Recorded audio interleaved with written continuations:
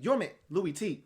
Welcome to a brand new program I'm debuting tonight called Fantasy Football Weekly, where your man, Louie T, jumps into the realm of fantasy football. I'm a professional football watcher, and so I'm not that far off in terms of fantasy football. I watch every single game. I'm very, very well versed in these players and what they bring to the table, matchups, and what guys will flourish, what guys bring to the table. And so I'll be able to give you a leg up on the competition. Now, there are some intricacies that involve fantasy football that I'm not as versed in. And that's why I have some people behind the scenes coaching me up to give me all of the information I need to arm me with what I need to give you what you need to be on top of your game in your fantasy football league. Speaking of fantasy football leagues, I've got two of them that I'm trying to get off the ground.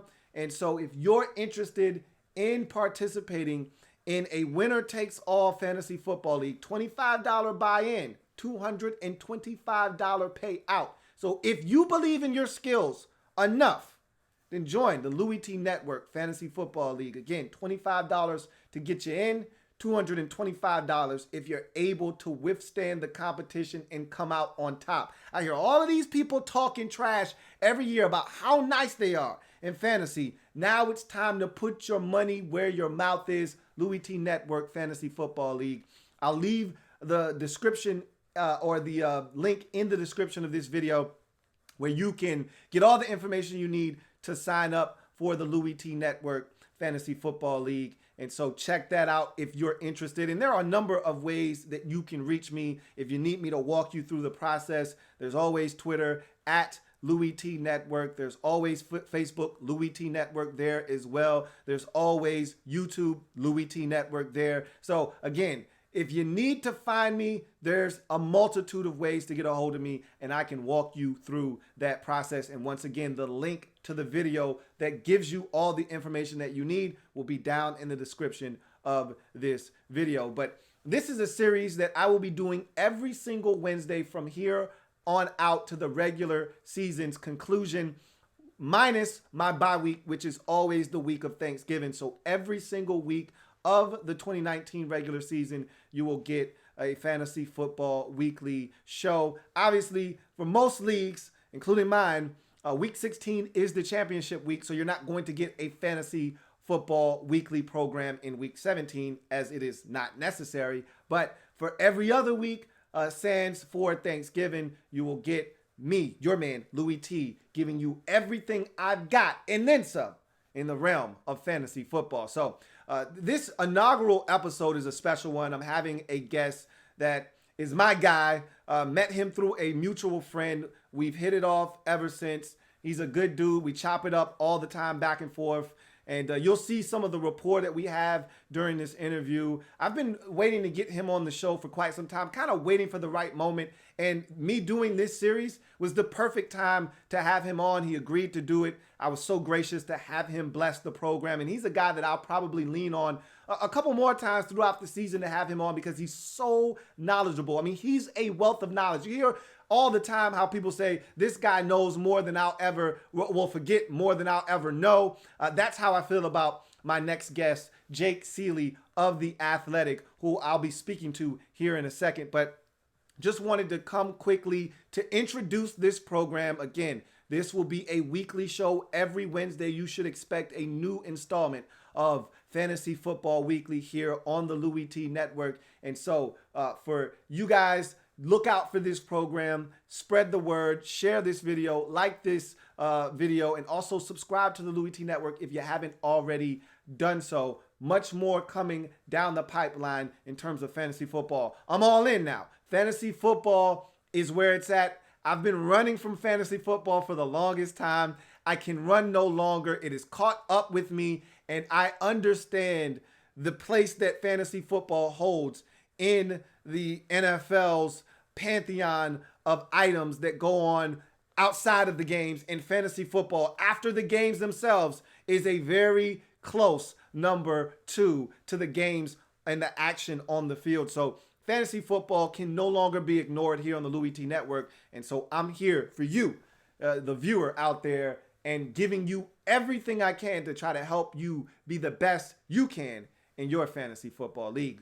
Without any further ado, let's get to the interview I had with Jake Ciely of The Athletic, talking fantasy football and giving you some pointers heading in to your fantasy football draft. Hopefully you didn't already have yours. I tend to wait till the end of August, early September, because again, you never know what's going to happen with injuries, players getting traded. And as we saw this offseason, or excuse me, this preseason, guys retiring, which generally doesn't happen, but it happened this year, and it was to a major player, which impacts everybody else on that football team. So again, if you can, stay out of leagues that have their drafts way too early, because you can pick a player that won't be able to help you, as is in the case of an Andrew Luck. So again, without further ado, let me introduce you to my man, Jake Ciely of The Athletic, who I had the pleasure of chopping it up with and talking fantasy football. Hey, take notes. Get out your pen and pad.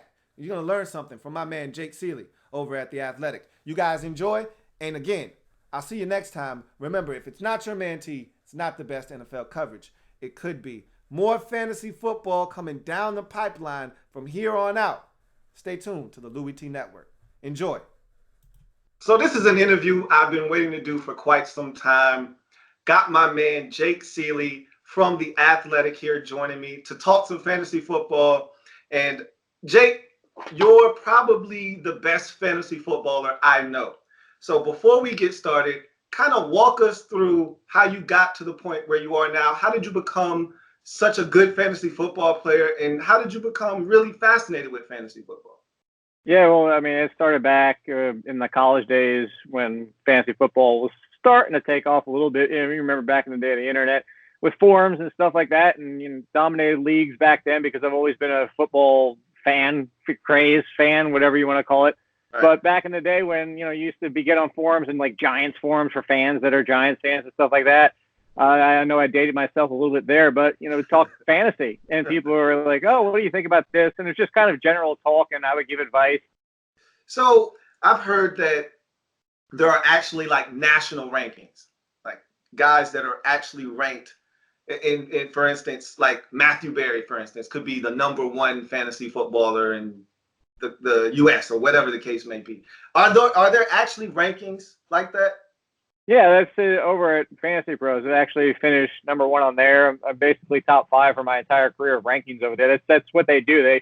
They rank the rankers. They rank you on your accuracy both in the draft and during the season. So, okay. I finished #1 over there a couple times. And, after giving all that advice, it just kind of spilled over to a side job and started writing articles and kind of giving them out to everybody who would listen. And as I continue to write more articles, get more attention, get more accuracy, people recognize me for that over there. It just continued to snowball into the fact of churning out extra.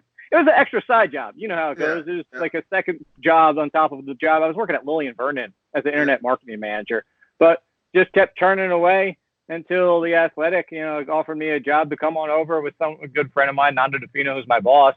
Started writing for them as their senior fantasy writer, and that's kind of where I'm here now. I do fantasy baseball too, but I know we're not talking about that.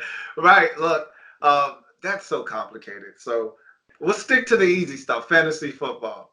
And so I got to start with the elephant in the room, the big bombshell that just dropped: Andrew Luck retiring from the National Football League at the age of 29. So my first question is, if at all, how does Andrew Luck's retirement impact Colts skill players in 2019?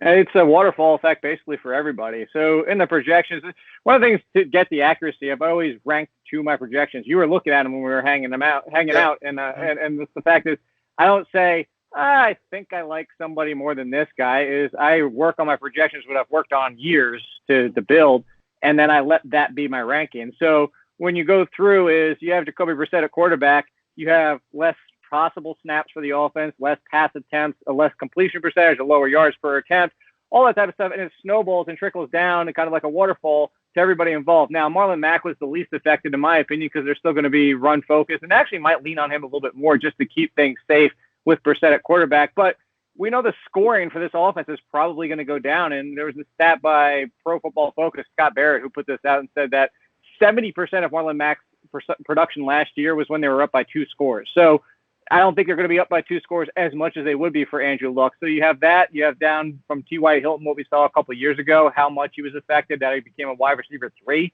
versus a wide receiver 1. You have Devin Funchess, who's already got accuracy and catch issues.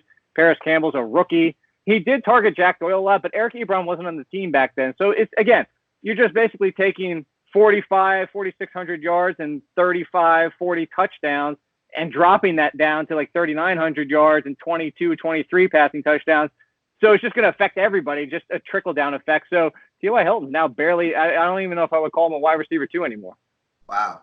That is amazing. And that's a big play threat there. But, again, like you said, that's going to affect a lot of people. And as you mentioned with Marlon Mack, I think I saw something too. I don't know if we were looking at the same thing, but they said that when the Colts were down, Nyheim Hines got more snaps than Marlon Mack, and it kind of was a big role reversal in terms of how often they were on the field. So I think that's kind of talking a little bit to the point that you had, and maybe you'll see more Nyheim Hines if the Colts are down versus a Marlon Mack. So I guess that's another way that they may be impacted as well.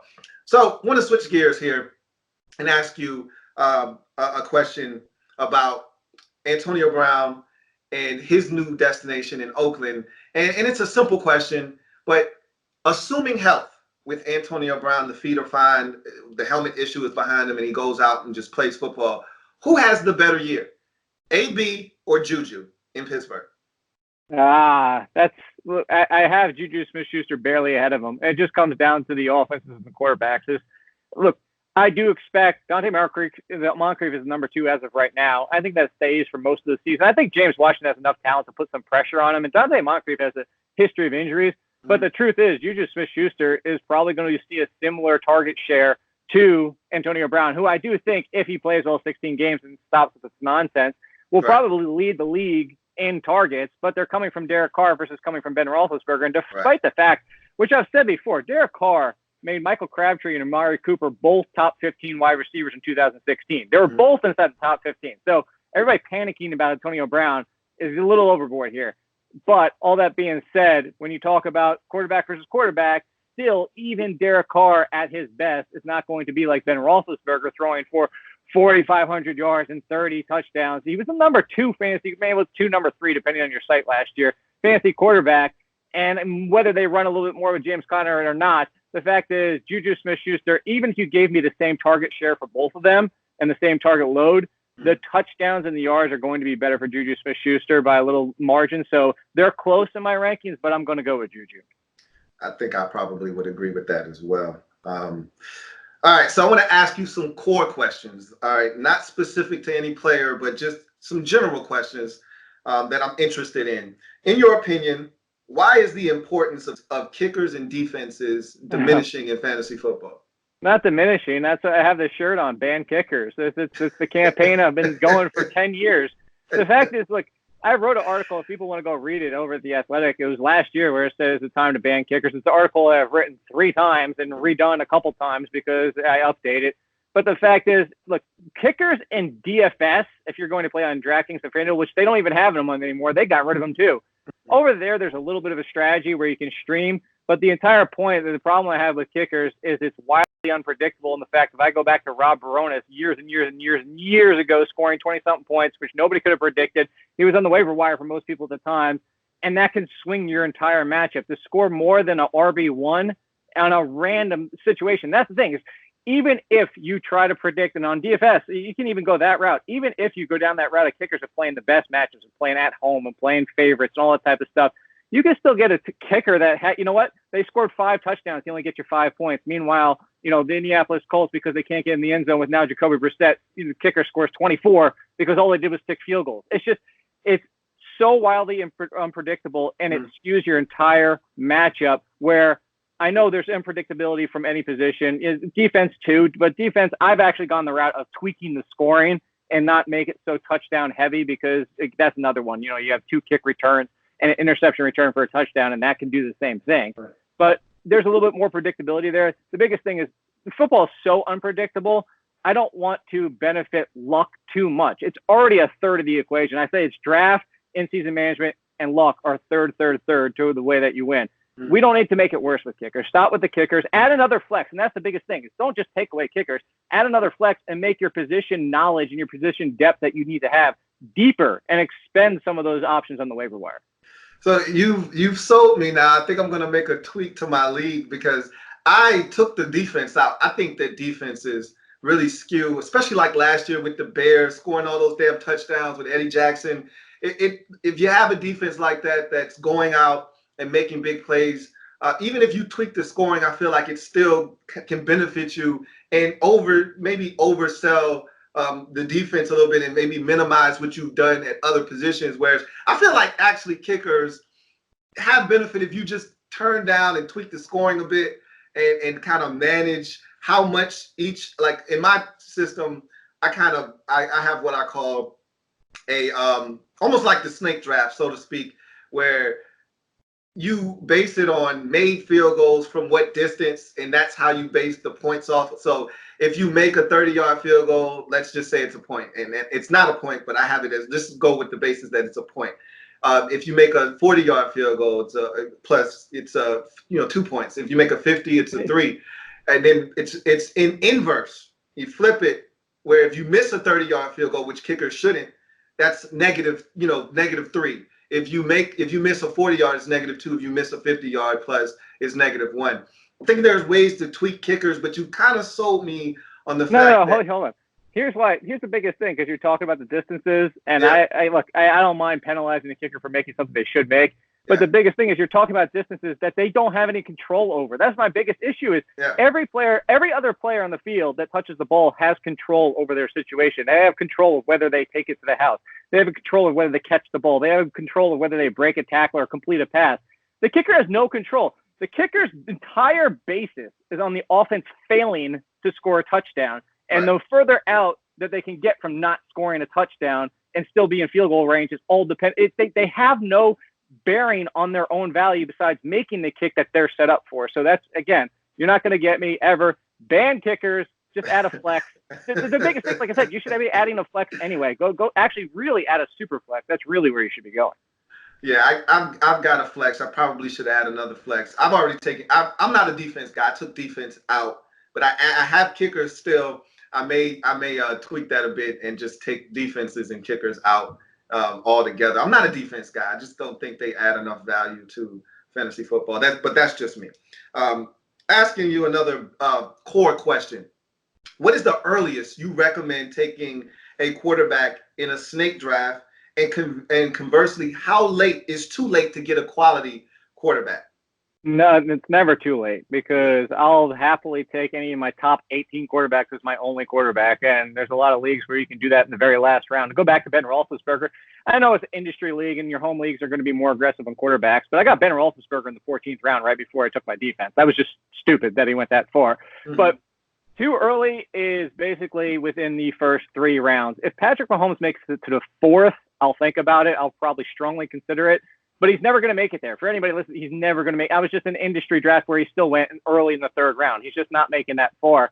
The biggest problem is, like, I'll start considering it really like round 7. That's where, like, if Deshaun Watson is still there, if Baker Mayfield and Aaron Rodgers, those guys are still there, I'll consider it. But I usually wait even longer, because it's not the fact of it's just that everybody knows wait on kickers. It's how flat it is. And you can look at my projections. You can look at the scoring from last year. The biggest issue is that you take quarterback 5 or 6, you drop down to quarterback 20, and you're talking about less than 2 points per game, per week. It's like, the fact is there's just not going to be that big of a discrepancy. So especially the other part I'll spin off on that question that you just asked. It's not just that I want to wait till the 8th, 9th, 10th round, because I want to build my running backs and wide receivers and get a tight end and get some depth there and some upside, even maybe with a bench option already. Is once you get past those quarterbacks, is drafting Lamar Jacksons and Josh Allens and Mitch Trubisky's and those kind of guys, because the biggest thing is Kirk Cousins, those guys, Tom Brady's, all those, safe, who cares type of players, quarterbacks are going to be on the waiver wire at some point. And as you see, there's always guys that pop up every single year. Alex Smith a few years ago. If you're Josh Allen busts, you just go pick up one of those guys. But Josh Allen, if he's just a semi-capable quarterback, can finish as top 5, because in the last 5 or 6 games last year, he was actually QB1. So that's where I'll shoot for upside when I'm waiting for later instead of just taking, like, just don't waste your time taking Kirk Cousins. Go for the upside. Gotcha. It makes a lot of sense, a ton of sense, indeed. Okay, so in a PPR league, which would you select first? An elite tight end or a second tier wide receiver? So an elite tight end would be a Travis Kelce, a Zach Ertz, or would you take a Stephon Diggs or a Jarvis Landry before you take one of those guys? Oh, well, Landry's not even in the conversation. Landry's so far off. They know that Odell Beckham's there. Forget about it. But the Travis Kelce, I'll definitely take, but I don't think he's going to make it there. People are considering taking him at the turn of the first two rounds, like the 1-2 turn. So okay. I don't think Kelce's making there. And if he was, there's no even question. There's not a question. He's basically in wide receiver 1 territory, and that's what you really have to look at. Is look at what I always predict is it's replacement value. So replacement value is, and you got to kind of play it while you're drafting, but doing more mock drafts will help you so you don't get overwhelmed during the draft. It's kind of estimating. If you're picking 10th and you're coming back in the second round and you got the third pick in the second round, you're like, should I take Kittle or should I take Ertz? And then you're trying to estimate, well, what will be there by the next time I pick? But if you're looking at what your point is, like if Stephon Diggs is there, but you're estimating the next wide receiver when you come back around might be Corey Davis. That's the replacement value, and that's what you take into account. So the tight end, a lot of times, if you consider it, will be a value, but I've been generally waiting on those first 3 and just saying, forget about it. I'd rather wait for that second tier of Ingram, Henry, and O.J. Howard going to the 5th or 6th round. So I will be open to it. If you said Diggs, the only one I'm taking in front of him is Kelce. I would still take Diggs in front of Kittle and Ertz. But if you slid further back at Jarvis Landry, Kittle, Ertz, and I'd probably even consider the 3 that I mentioned in Hunter Henry, Ingram, and O.J. Howard. Okay. And that makes a ton of sense as well. I mean, you feel like there's value as you move back a little bit, but you got to kind of, as you said, kind of weigh that a bit and try to take that into consideration. So, okay. So now I want to play a little game. This game is called Pass or Pick. All right. Now, I'm going to give you some names of players, and all I want you to do is tell me whether you would pass or pick this player in a fantasy draft. We're still talking PPR league, and give me just a brief description as to why you would pass or pick that player. All right. So, I'm going to start with the running backs. All right. Mark Ingram. Oh, 100% picking him. I think he's very undervalued this year because the fact is he went from the second half of a timeshare and being productive with the Saints to now he's the lead. Even if it is a timeshare, he's still the lead in one of the most run-heavy offenses in the league. I don't know why more people aren't excited about Mark Ingram this year. Joe Mixon. I'll pick. I don't even have the concerns of like AJ Green, this offense and stuff like that. He's too talented. We saw Saquon Barkley on a very poor offense last year, and he's not quite Saquon Barkley, but sometimes people, that's a crush that people I don't want to fall into is don't overrate how offenses can skew people that much. I agree with you on Joe Mixon. Nyheim Hines. Oh, pass. Only not just even the fact of like what happened at quarterback. I was already concerned because they were talking about working him in the slot, and if Paris Campbell wins that job, he's going to lose even options if him and Mac being on the field at the same time. Darius Geis. Pick. He's still a value. Darius Geis is better than his guy he replaced in college in Leonard Fournette, and he's a better pass catcher than people realize. He looked healthy. That's all he wanted. Looked healthy. It'll take a few weeks. Adrian Peterson's still involved a little bit, but I'd say by week 4 or 5, this is his backfield. Dalvin Cook. I'll pick. That's not even a question. He's a top 10 running back. Dalvin Cook's amazing. He's healthy. He's Darius Geis from last year, now with a year past the injury. Is he going to stay healthy is the big question, I guess. Yeah, but with those two running backs. Yeah, you could say that about a lot of players, and so especially at running back. Todd Johnson. For where he's going, I'm so glad you brought him up. I'm picking him 100%. Like, I don't know why more people aren't talking about him. The fact is Patricia loves roles. He loves guys in roles, and C.J. Anderson came in to be blunt. They drafted Todd Johnson to replace and who they let go is Theo Riddick. Now, he's not quite Theo Riddick in the passing game. He's actually a little bit better between the tackles. But he's going to be involved. He's going to be involved in third down. Just caught his first receiving touchdown. I think you're going to see a little bit more from him in the pass game as well. All right, let's shift to wide receivers. We kind of spoke about him. You brought him up earlier. James Washington.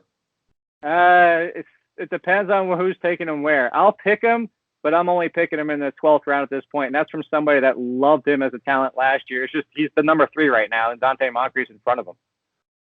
Kenny Stills. Oh, pass.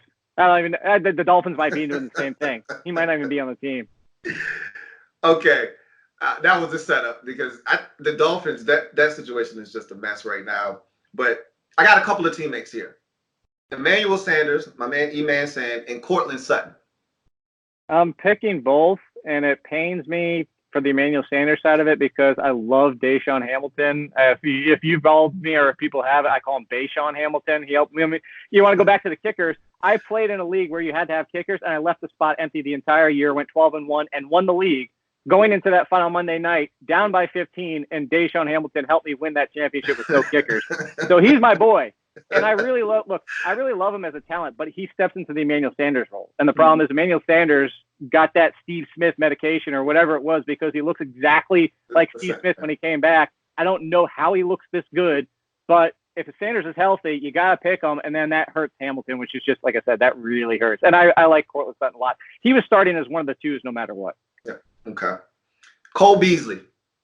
Full point PPR. I'll pick him as a bench stash because he could be the number 1 option. I still think it's John Brown, but he actually might lead the team in receptions. I really think he's going to be the one that Josh Allen targets the most. I think they're already kind of building a chemistry out there in Buffalo, but we'll see. It could be John Brown. I think it's going to be Cole Beasley. Michael Gallup. I'm picking. Michael Gallup did somewhat okay for being a rookie last year, kind of lost in the mix and dealt with some injuries. This second year, the progression, one of the things I said last year in my rookie write-up, you probably saw the same thing, is I joked and said Gallup is funny because he kind of looks like a newborn horse. Like he kind of he's kind of awkward and running and needed to develop. Yeah. And he's getting more smooth. He's not smooth, but he's getting there. Yeah. And I think people are forgetting that he's the number 2 in what should be a solid offense as long as, even without Zeke. We're hoping Zeke signs. Let's switch to tight ends. TJ Hawkinson. Passing for what people are expecting. He's going to be on the field a ton because he can pass block, and look, the Lions need him. But a rookie tight end rarely produces, and I don't think it'll be reliable when he does produce. And the only reason Evan Ingram did so well is because they were out Shepard and Odell Beckham when he put up those numbers. So I know there's excitement here, and I love him for next year. But for this season, I think you're going to be picking it. Like the weeks are just going to be so tough to predict when he actually shows up. Now, we had this conversation before. I'm going to bring it up again here on air. Jared Cook. I almost did a spit take taking that water. That's a hard pass. Jared Cook will never touch one of my fantasy teams ever. He is the worst player ever. People get sucked in all the time. You look at Jared Cook's game log. I will say that I'll say the same thing I've said to you and everybody. If you want to tell me the 6 good games he's going to have, I will roster him, and so I can play with those 6 games because they are going to be amazing. Right. The problem is they're so amazing that they skew how bad his down weeks are, that he's scoring 5 points or less in half of his games. Now, maybe it goes from 6 to 8 or 9 now that he's with the Saints. But let's be realistic. Drew Brees spreads the ball around. How many times did we say, I can't believe Michael Humahum and Hamanamui caught a touchdown and Josh Hill and all these other guys, and now Taysom Hill's in the mix. I know it's probably going to be better, but I just think it's still going to be better Jared Cook. Yeah. Okay. How about Jordan Reed? Oh, hard pass. And I feel bad for him. You already got banged up and already considering potential concussion symptoms already. And that's the biggest thing. If Jordan Reed was ever healthy, he is the top 5 tight end, especially in the passing game. But the problem is I got, as an NFL fan, I kind of want him to retire just for his health. Jason Witten. Oh, pass. He's burnt. I don't want Jason Witten. This goes back to the quarterback thing. I don't want Jason Witten. I don't want Greg Olsen. I don't want Jimmy Graham. I don't want any of those aging vets where what's the best case scenario? Like 600 yards and 5 touchdowns or something. I'd rather roll the dice on Hawkinson and maybe he does break out and surprises everybody, or Darren Waller with the Saints, or anybody. This is another one. Go for the upside because you know what? All those aging, boring vets are going to be on the waiver wire anyway. You can go pick them up. I was going to ask you about Darren Waller in Oakland. Oh, I love him. People are forgetting how talented he is. He's similar to the Antonio Callaway, Preston Williams with the Dolphins. He's somebody who had off-the-field issues, was out for an entire year because of the PED situation. So you look at somebody, or I don't know if it's PED or I forget. Was it just substance abuse? Whatever it might be. I think it was substance abuse. Yeah. So, I mean, the fact is he's a matchup problem for linebackers. And if you're looking at somebody who can make an impact, I think he's out there. The only concern I have is Renfrow is looking really good, which is more surprising. Like, I thought Renfrow was a slot option only, which that's all he is. But is it going to be, I mean, look, Antonio Brown, Tyrell Williams, Hunter Renfrow, Darren Waller, it's still Derek Carr. So you temper your expectations on Waller. You talked about this already briefly, but I'll bring it up anyway. Noah Fant. Noah Fant, look, when it comes down to Fant versus Hawkinson, the same thing I'm going to say in my draft. Fant is by far the better wide receiver, basically I was going to say wide receiver, better receiver. He's better in the pass game. And that does not diminish how good Hawkinson is. It's just Fant is in that Evan Ingram type of mold where the problem why Hawkinson is seen as the better NFL prospect is because similar to O.J. Howard and even Rob Gronkowski, he's a great blocker as well. So you don't have to take him off the field or, push him outside or not use him in line and sets and not disguise the formation. Fant, you don't really want blocking that much. So again, with Fant, I'm looking more for next year, but to be between the two, despite I actually like Hawkinson's situation better for snaps, it would have surprised me if Fant outproduces him, but just because he's the better receiver. And finally, he's got to serve a 4-game suspension to start the season off, but I love this kid, Chris Herndon. Buy. I was buying before, and I'm buying even more now because people are just letting him go. Look, the easiest time to make up value in fantasy is the first 3 or 4 weeks. That's the easiest time to find options because they're littered all over the waiver wire. Right. Chris Herndon, I had at number 7 before the suspension. So I think he's a locked-in tight end 1, especially with Sam Darnold taking a step forward. All right, man. That's some great info there. That's pick or pass, my man Jake Ciely. And so I appreciate the time, Jake, man. As always, we've got to do this again in the future. But before I let you go, tell all the people where they can find your work. Yeah, the easiest way is go to @AllInKid on Twitter because I tweet everything out. But if you go to The Athletic, that's where it is on their fantasy football section. And hey, for your listeners out there, if you're not part of The Athletic, because it's not just me, it's every other team in the entire NFL, NBA, MLB, NHL. I mean, they've even got motorsports and all that. If you go over there and you haven't signed up, if you go to theathletic.com/allinsports, which is the name of my podcast, it's 40% off. So you can't really complain about that. Hey, Jake, man, thanks a bunch, man. We got to do this again in the near future, man. Take care. Thank you.